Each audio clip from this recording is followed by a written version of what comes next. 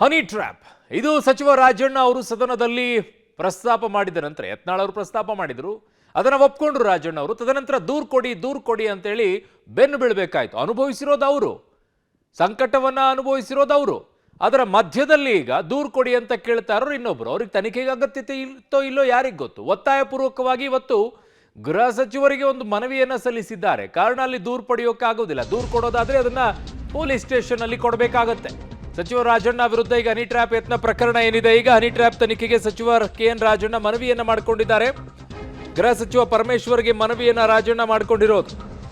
3 ಪುಟಗಳ ಮನವಿಯ ಪತ್ರವನ್ನ ಸಲ್ಲಿಸಿದ್ದಾರೆ ಸಚಿವ ರಾಜಣ್ಣ.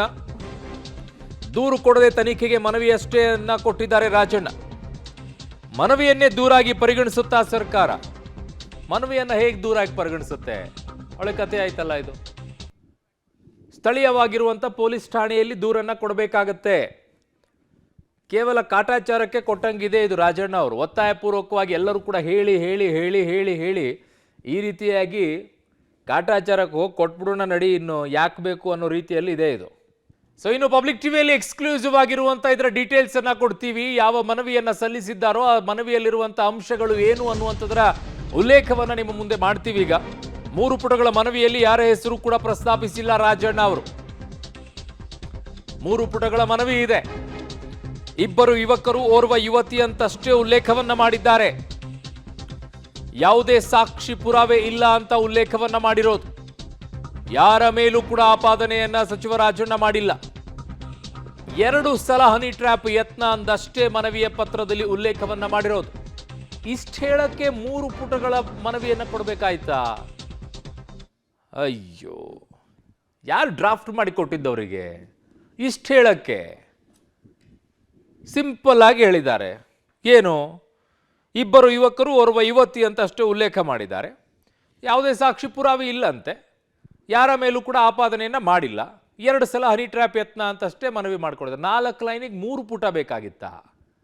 ಇದ್ಯಾವ ಮನವಿ? ನಂಗೆ ಅರ್ಥ ಆಗದೆ ಇರುವಂಥದ್ದು. ಪೊಲೀಸ್ ಸ್ಟೇಷನ್ಗೆ ದೂರನ್ನ ಕೊಡಿ ಅಂತಂದ್ರೆ ದೂರು ಕೊಡಲ್ವಂತೆ, ಮನವಿ ಸಲ್ಲಿಸ್ತಾರಂತೆ. ಮನವಿ ಸಲ್ಲಿಸಿದ್ದಾರೆ. ಈ ಮನವಿಯನ್ನ ಇಟ್ಕೊಂಡು ಈಗ ರಾಜ್ಯ ಸರ್ಕಾರ ತನಿಖೆಯನ್ನ ಮಾಡುತ್ತಾ, ಅಥವಾ ಅದೇ ಪಕ್ಷದಲ್ಲಿರುವಂಥ ನಾಯಕರ ಮೇಲೆ ಆರೋಪಗಳು ಬರ್ತಾ ಇರೋದ್ರಿಂದ ತನಿಖೆಯನ್ನ ಮಾಡೋಕೆ ಹಿಂದೇಟನ್ನ ಹಾಕುತ್ತಾ? That's a biggest question. ಈಗ ಕೇಳ್ತಾ ಇರುವಂಥದ್ದು ಅದನ್ನೇ ಎಲ್ಲರೂ ಕೂಡ. ಇದೇ ಎದುರಾಳಿ ಪಕ್ಷದಲ್ಲಿರುವಂಥವ್ರು ಯಾರ್ದರ ಮೇಲಾದರೂ ಈ ರೀತಿಯಾಗಿ ಆರೋಪ ಬಂದಿದ್ದಿದ್ರೆ ಇಮ್ಮಿಡಿಯೇಟ್ ಆಗಿ SIT ರಚನೆ ಆಗ್ತಾ ಇತ್ತು, ಇಲ್ಲ ನಿವೃತ್ತ ನ್ಯಾಯಮೂರ್ತಿಗಳ ನೇತೃತ್ವದಲ್ಲಿ ಒಂದು ತನಿಖೆಯನ್ನು ಮಾಡಿಸ್ತಾ ಇದ್ರು, ಇಲ್ಲ CIDಗೆ ಕೊಡ್ತಾ ಇದ್ರು. ಒಟ್ಟು ಯಾವ್ದಾದ್ರು ಒಂದು ತನಿಖೆಯನ್ನು ಇಮ್ಮಿಡಿಯೇಟ್ ಆಗಿ ಕೊಡ್ತಾ ಇದ್ರು. ಇಲ್ಲಿ ಮಾತ್ರ ದೂರು ಕೊಡಿ, ದೂರು ಕೊಟ್ಟಿಲ್ಲ ಅಂತ ಹೇಳ್ಕೊಂಡು ಓಡಾಡಿದ್ರು. ಇನ್ನೊಂದು ಕಡೆಗೆ ಮನವಿ ಸಲ್ಲಿಸಿ ಮಾಡಿದ್ದಾರೆ. ಸ್ಥಳೀಯ ಪೊಲೀಸ್ ಸ್ಟೇಷನ್ ಅಲ್ಲೂ ಕೂಡ ಈಗ ದೂರನ್ನ ಕೊಡಲ್ವಂತೆ. ಈ ಮನವಿ ಆಧಾರದ ಮೇಲೆ ತನಿಖೆಯನ್ನ ಮಾಡಲ್ವಾ ಅನ್ನುವಂಥ ಪ್ರಶ್ನೆ ಈಗ ಉದ್ಭವ ಆಗ್ತಾ ಇದೆ. ಇನ್ನು ಈ ತನಿಖೆಗೆ ಸಚಿವ ರಾಜಣ್ಣ ಅವರು ಈಗ ಹಿಂದೇಟ್ ಹಾಕ್ತಾ ಇರುವಂಥದ್ದು ಯಾಕೆ? ಯಾವುದಕ್ಕೆ ಹೆದರ್ತಾ ಇದ್ದಾರೆ ರಾಜಣ್ಣ ಅವರು? ಅಷ್ಟೆಲ್ಲ ಆರ್ಭಟಿಸ್ತಾ ಇದ್ದಂಥ ರಾಜಣ್ಣ ಅವರು ಇದರಲ್ಲಿ ಯಾಕೋ ಒಂಥರ ಡಲ್ ಹೊಡೆದಿದ್ದಾರಪ್ಪ, ಮಂಕ ಆಗ್ಬಿಟ್ಟಿದ್ದಾರೆ. ಏನಂತ ಅರ್ಥ ಆಗ್ತಿಲ್ಲ. ದೂರು ಕೊಡುವ ಬದಲು ಮನವಿಯನ್ನ ಸಲ್ಲಿಸಿದ್ದಾರೆ. ಬೀಸೋ ದೊಣ್ಣೆಯಿಂದ ತಪ್ಪಿಸಿಕೊಳ್ಳುವಂಥ ಆಟ, ಗಾಳಿಯಲ್ಲಿ ಗುಂಡು. ಯಾವ ಅನುಮಾನನೂ ಬೇಡ. ಯಾಕೆ ದೂರು ಕೊಡಲಿಲ್ಲ ಅನ್ನೋ ಪ್ರಶ್ನೆಗೆ ರಾಜಣ್ಣ ಅವರು ಉತ್ತರವನ್ನ ಕೊಟ್ಟಿಲ್ಲ.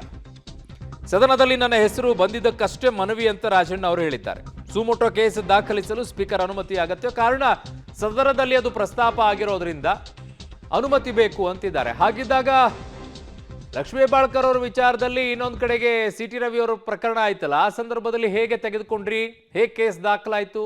ಹೇಗೆ ಅವರನ್ನ ಕರ್ಕೊಂಡು ಇಡೀ ಬೆಳಗಾವಿ ಎಲ್ಲ ಸುತ್ತಾಡಿಸಿದ್ರಿ? 3 ಜಿಲ್ಲೆಗಳಲ್ಲಿ ಸುತ್ತಾಡಿಸಿದ್ದು ಯಾಕೆ? ಅವತ್ತು ಯಾರು ಪರ್ಮಿಷನ್ ಅನ್ನ ಕೊಟ್ಟರು? ಅವತ್ತು ಮಾತ್ರ ಚೆನ್ನಾಗಿದೆ. ಅಲ್ಲಿವರೆಗೂ ಬಂದು ಅವ್ರನ್ನ CT ರವಿ ಅವ್ರನ್ನ ಕರ್ಕೊಂಡು ಹೋಗೋ ಮಟ್ಟಕ್ಕೆ ಬರುವಂತ ಪರಿಸ್ಥಿತಿ ಇದ್ರೆ, ಇಲ್ಲಿ ಮಾತ್ರ ಡಿಫರೆಂಟ್ ಆಗಿ ಜಡ್ಜಸ್ ನಾನು ಹೇಳಿದ್ದೀನೇನ್ರಿ?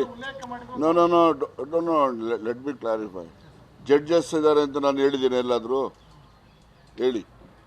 ಸುಮ್ಮನೆ ಎಲ್ಲ ನೀವೇ ಕಲ್ಪನೆ ಮಾಡಿಕೊಂಡು ಜಡ್ಜಸ್ ಇದ್ದಾರೆ ಅಂತ ಹೇಳಿದ್ರು ಅಂತ ಹೇಳಿ ತೋರಿಸಿ ಎಲ್ಲಿ ಹೇಳಿದ್ದೀನಿ ನಾನು? ಇನ್ಫ್ಯಾಕ್ಟ್ ನಾನು ಜಡ್ಜಸ್ ಇದ್ದಾರೆ ಅಂತ ಹೇಳಿದ್ದೀನಿ ಯಾವುದೋ ಒಂದು ಪತ್ರಿಕೆಯಲ್ಲಿ ಬಂದಾಗ 3 days or 4 days ಬ್ಯಾಕ್ ನಾನು ಕೋಲಾರದಲ್ಲಿ ದಿನ ಮಾಡಿ ಹೇಳಿದ್ದೀನಿ. ನಾನು ಇನ್ಸ್ಪೈಟ್ ಆಫ್ ದಟ್ ಜಡ್ಜಸ್ ಇದ್ದಾರೆ ಅಂತ ಹೇಳಿದ್ರೆ ಜಡ್ಜಸ್ ಇದ್ದಾರೆ ಅಂತ ಹೇಳೋದು.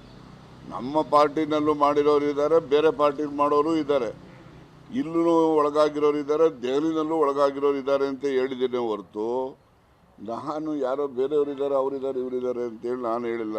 ನಾನು ಹೇಳದೇ ಇದ್ದದ್ದನ್ನು ನಾನು ಹೇಳೋರೆ ಅಂತೇಳಿ ನನ್ನಿಂದ ಅದನ್ನು ನೀವು ಅದನ್ನು ಸ್ಪಷ್ಟೀಕರಣ ಮಾಡಕ್ಕೆ ಹೋಗ್ಬೇಡಿ. ಮನವಿಯಲ್ಲಿ ಪರ್ಟಿಕ್ಯುಲರ್ ಆಗಿ ನಿಮ್ಮ ಮೇಲೆ ಆಗಿರ್ತಕ್ಕಂಥ ಹನಿ ಟ್ರ್ಯಾಪ್ ಯತ್ನದ ಬಗ್ಗೆ ಮಾತ್ರ ದೂರ ಬೇರೆ ಎಲ್ಲರದ್ದು ಸೇರಿಸ್ಕೊಟ್ಟಿದ್ದೀರಾ ಸರ್? ಅದೇ ನನಗೇನು ಅನುಭವ ಆಗಿದೆ ಅದು ಮಾತ್ರ ನಾನು ಹೇಳಲಿಕ್ಕೆ ಸಾಧ್ಯನೇ ಹೊರತು ಬೇರೆಯವ್ರಿಗೆ ಏನಾಗಿದೆ ಏನಾಗಿಲ್ಲ ಅಂತಕ್ಕಂಥದ್ದನ್ನು ನಾನು ಹೇಳಲಿಕ್ಕೆ ಯಾಕೆ ಸಾಧ್ಯ? ಅಲ್ಲ, ಯಾಕಂದ್ರೆ ನೀವು ಒಂದು ಮಾತು ಹೇಳಿದ್ರಿ, ಇದು ಕೊನೆಗಾಣಬೇಕು, ಈ ಥರದ್ದು ಒಂದು ಜಾಲ ಇದೆ. ಇನ್ನು ಮನವಿಯನ್ನ ಸಲ್ಲಿಸಿದ ನಂತರ ಮಾನ್ಯ ಗೃಹ ಮಂತ್ರಿ ಪರಮೇಶ್ವರ್ ಅವರು ಕೂಡ ಈ ವಿಚಾರದಲ್ಲಿ ಮಾತನಾಡಿದ್ರು. ಅವ್ರು ಏನ್ ಹೇಳಿದ್ರು ಅನ್ನುವಂಥದ್ದನ್ನ ನೋಡೋಣ. ತನಿಖೆ ನಡೆಸುವಂತೆ ರಾಜಣ್ಣ ಅವರು ಮನವಿಯನ್ನ ಕೊಟ್ಟಿದ್ದಾರೆ. ಮನವಿಯ ಮೇರೆಗೆ ತನಿಖೆಯನ್ನ ಮಾಡ್ತೀರಾ ಮಾನ್ಯ ಗೃಹ ಮಂತ್ರಿಗಳೇ? ಸಿಎಂ ಜೊತೆಗೆ ಚರ್ಚಿಸಿ ತನಿಖೆಯ ಬಗ್ಗೆ ತೀರ್ಮಾನ ಮಾಡ್ತೀನಿ ಅಂತ ಅಂದಿದ್ದಾರೆ. ಯಾವ ಹಂತದ ತನಿಖೆ, ಯಾರಿಂದ ತನಿಖೆ ಅಂತ ನಿರ್ಧರಿಸ್ತೀವಿ ಅಂದಿದ್ದಾರೆ. ಸ್ವಯಂ ಪ್ರೇರಿತ ಕೇಸ್ ದಾಖಲಿಸಲು ಬರೋದಿಲ್ಲ ಅಂತ ಹೇಳ್ತಾ ಇದ್ದಾರೆ. ರಾಜಣ್ಣ ಮನವಿ ಬಳಿಕ ಈಗ ಡಾಕ್ಟರ್ ಜಿ ಪರಮೇಶ್ವರ್ ಹೇಳಿಕೆಯನ್ನ ಕೊಟ್ಟಿರೋದು ಗೃಹ ಮಂತ್ರಿಗಳು.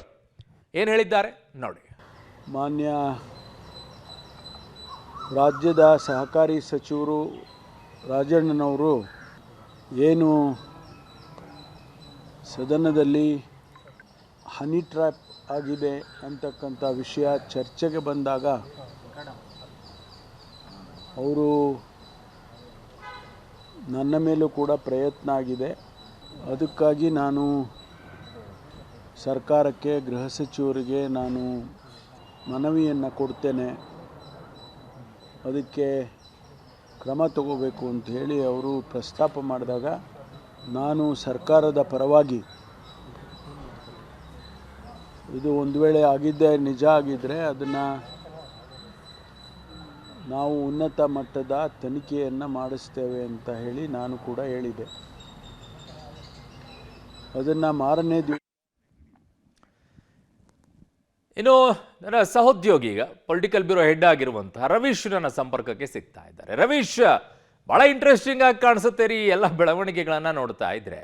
ಒಂದು ತನಿಖೆ ಆಗಬೇಕು ಅಂತ ಆಗ್ರಹಿಸ್ತಾರೆ, ಆದರೆ ಹೋಗಿ ಗೃಹ ಮಂತ್ರಿಗಳಿಗೆ ಮನವಿಯನ್ನ ಸಲ್ಲಿಸ್ತಾರೆ. ಮನವಿ ಆಧಾರದ ಮೇಲೆ ತನಿಖೆ ಹೆಂಗ್ ಹೋಗ್ತಾರೆ ಅನ್ನುವಂಥ ಪ್ರಶ್ನೆ ಉದ್ಭವ ಆಗುತ್ತೆ. ಇನ್ನೊಂದು ಕಡೆಗೆ ಸುಮೋಟೋ ಕೇಸ್ ಹಾಕಕ್ಕಾಗಲ್ಲ, ಇದು ಸದನದಲ್ಲಿ ಆಗಿರೋದ್ರಿಂದ ಪರ್ಮಿಷನ್ ತಗೊಳ್ಬೇಕು ಅಂತಾರೆ. ಆದರೆ ಲಕ್ಷ್ಮೀ ಹೆಬ್ಬಾಳ್ಕರ್ ಅವರ ಕೇಸ್ನಲ್ಲಿ ಮಾತ್ರ ಅದೇ ಪ್ರಕರಣವನ್ನ ಯಾವ ಪರ್ಮಿಷನ್ ತಗೊಳ್ಳೋದಿಲ್ಲ, ಹೊರಗಡೆ ಕೇಸ್ ಹಾಕ್ತಾರೆ, ಸಿಟಿ ಅವರನ್ನು ಕರ್ಕೊಂಡು ಓಡಾಡ್ತಾರೆ. ಅಂದ್ರೆ ಪಕ್ಷದ ಒಳಗಡೆಗಿರುವಂಥ ನಾಯಕರದ್ದೇನಾದರೂ ಆಚೆ ಬಂದುಬಿಡುತ್ತಾ ಅಥವಾ ಪಕ್ಷಕ್ಕೆ ಡ್ಯಾಮೇಜ್ ಆಗುತ್ತಾ ಅನ್ನೋ ನಿಟ್ಟಿನಲ್ಲಿ ಹೆಜ್ಜೆ ಇಡ್ತಾ ಇರೋದಕ್ಕೇನೆ ಹಿಂದೆಟ್ ಹಾಕ್ತಾ ಇದೆಯಾ ಅಂತ ಸರ್ಕಾರ?